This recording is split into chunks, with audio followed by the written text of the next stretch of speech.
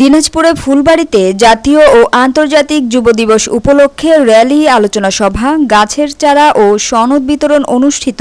দিনাজপুর থেকে মোহাম্মদ ফয়জার রহমানের রিপোর্টে বিস্তারিত।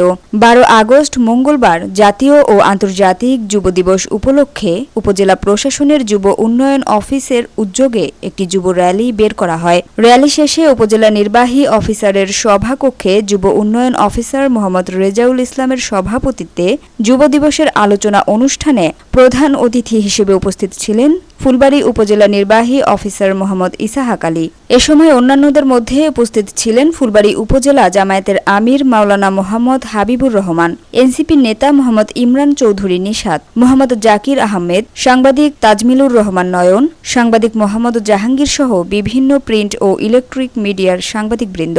আলোচনা শেষে যুব উন্নয়নের প্রশিক্ষণপ্রাপ্ত যুবক ও যুবতীদের মাঝে ঋণের চেক, সনদ ও গাছের চারা বিতরণ করা হয়। কারো বয়স 15 থেকে 64 হয়, সে হচ্ছে এর মধ্যে পড়ে।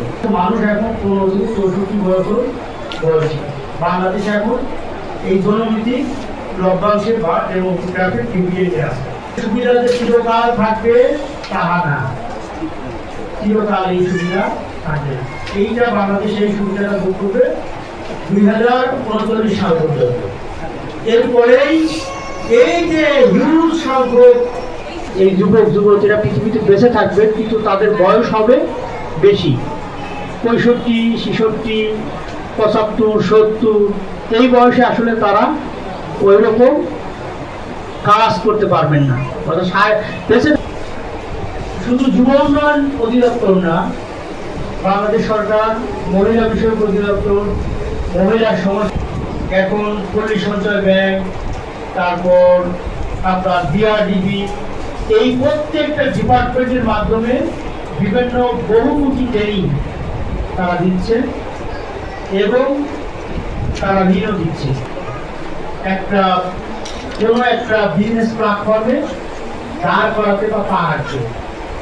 কোনো একটা ট্রেনিং, আমাদের একজন সম্মানিত বক্তা বললেন যে এই যে লার্নিং অ্যান্ড আর্নিং প্রজেক্ট, এইটায় মানে আসলে পুরোপুরিভাবে সবাই ট্রেনিং প্রাপ্ত হচ্ছে না বা হয় নাই, কিন্তু তারপরে এটা একটা এটা আমি যেটা। Samia Sultana, GBC television.